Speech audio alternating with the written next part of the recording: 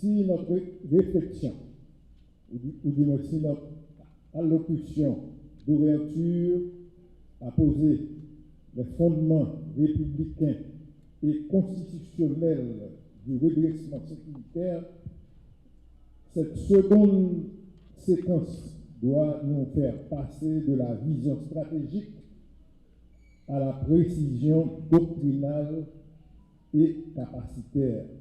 Pour répondre concrètement à la question « Quelle armée pour Haïti ?», le Haut Commandement des Forces armées d'Haïti soumet à vos travaux une typologie lucide des menaces ainsi que les exigences d'interopérabilité indispensables à la conduite des opérations.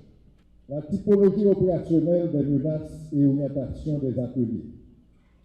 Afin de guider vos réflexions, mesdames et messieurs, afin de guider vos réflexions sur nos besoins en équipement, en infrastructure, en doctrine et en logistique, le Haut Commandement a articulé la menace intérieure autour de 5 piliers stratégiques. Premièrement, il y a la menace criminelle et asymétrique urbaine. Haïti fait face à des groupes armés fortifiés au milieu des populations civiles, sanctuarisant des quartiers entiers par la terreur et utilisant un armement automatique lourd. Le plus gros problème actuel de la police, normalement de l'armée, c'est que nous sommes en face des bandits qui sont bien armés et même plus bien armés parfois que nos forces de sécurité. Pour combattre ou bien pour faire face à ces bandits, les forces armées d'Haïti doivent évaluer et dimensionner nos besoins en véhicules blindés de transport de troupes qui sont adaptés aux milieux urbains, en équipement de pénétration tactique, en armement de tir de précision et un système d'imagerie thermique et nocturne. Pour les jeunes, dans le temps, l'armée possédait tous les matériels modernes. Alors là, je parle, comme ça fait déjà 25 à 30 ans que l'armée était démobilisée, mais à l'époque, l'armée possédait tous les matériels en matière de tanks, de canons, de fusils mitrailleurs, tout, et que l'armée avait tous ces équipements. Et parfois même, on était en avance dans la zone, parce qu'il y a des pays voisins il y avait des armes que l'armée haïtienne possédait que des pays voisins n'en avaient pas. C'est impératif que l'armée soit dotée de matériel pour nous permettre de faire face à cette situation qui, pour nous, a trop duré. Il faut une prise de conscience. Il faut une détermination pour que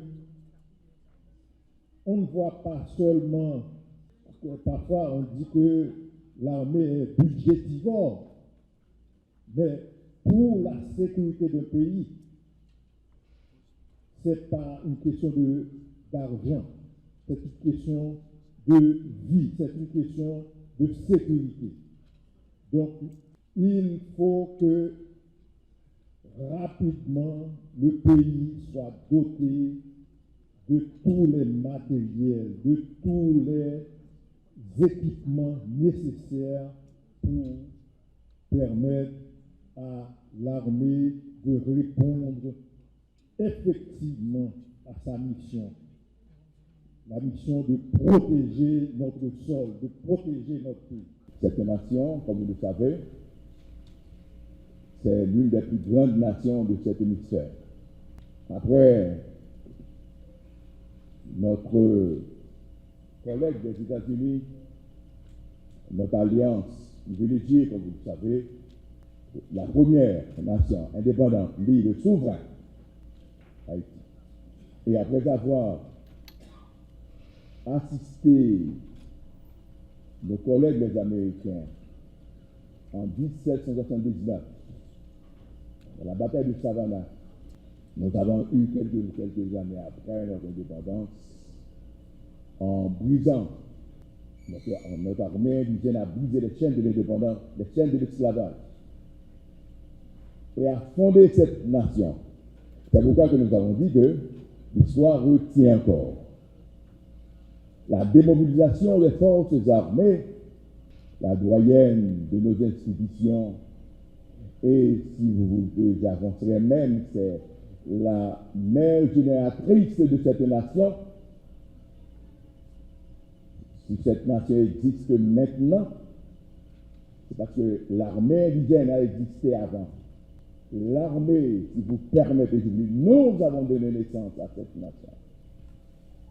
C'est pourquoi que maintenant, là où je vous parle, il y a cette double expression de sentiments mixtes, je dirais. Ça se dit avec des mixed feelings, des sentiments de vraiment en 1995, vous avez devant vous l'un des témoins privilégiés. Il a vécu ces catastrophes, ces désastres politiques. Donc, il y a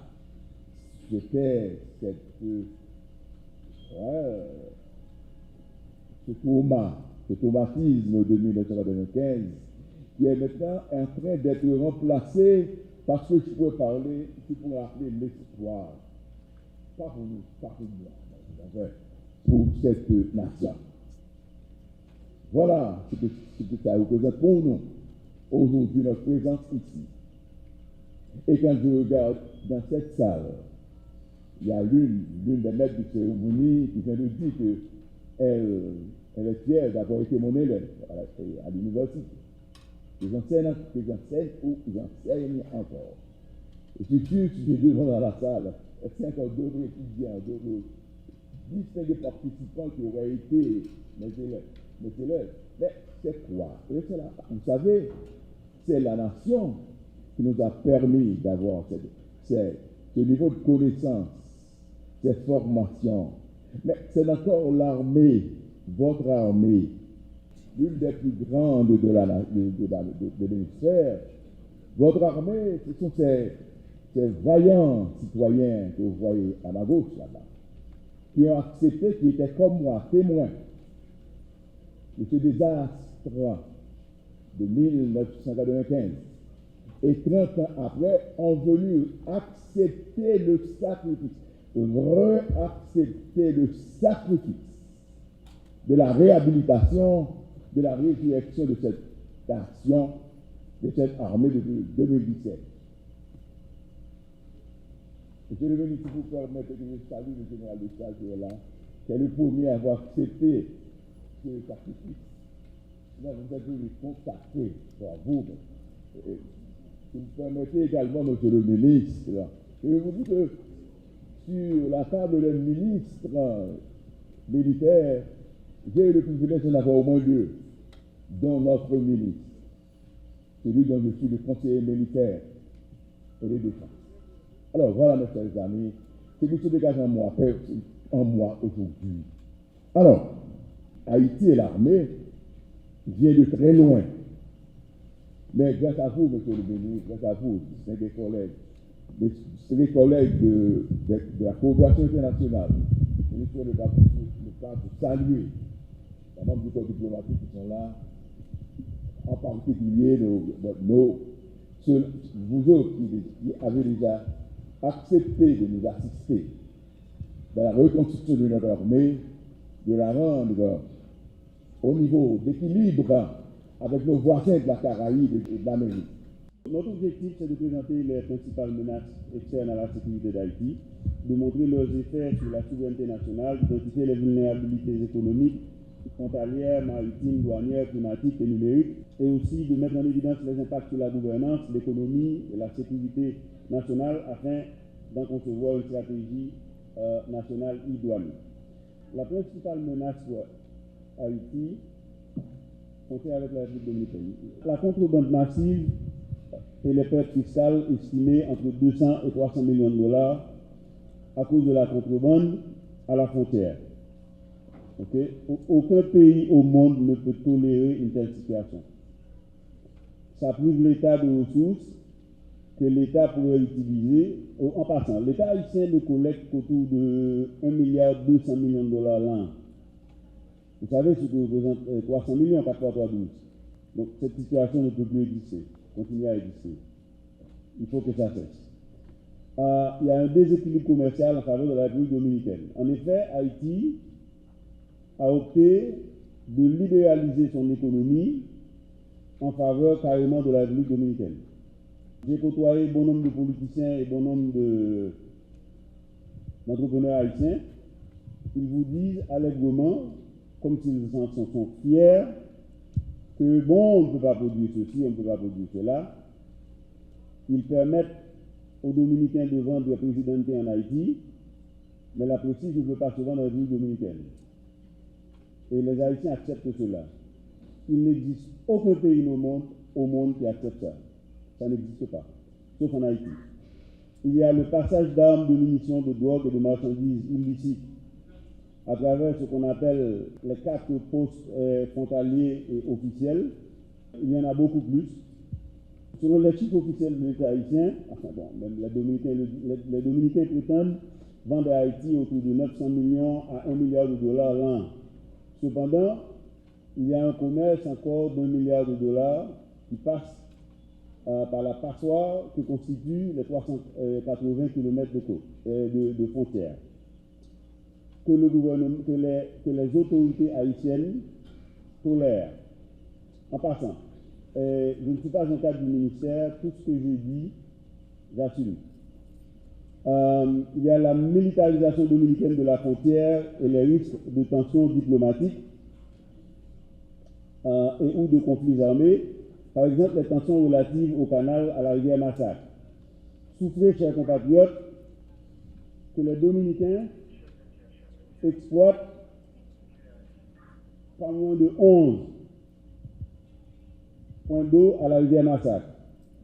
Haïti, même pas le gouvernement haïtien, des Haïtiens comme vous et moi, tentaient d'exploiter un point d'eau et le président Abinader mobilisa sa force aérienne avec des hélicoptères de combat pour intimider Haïti.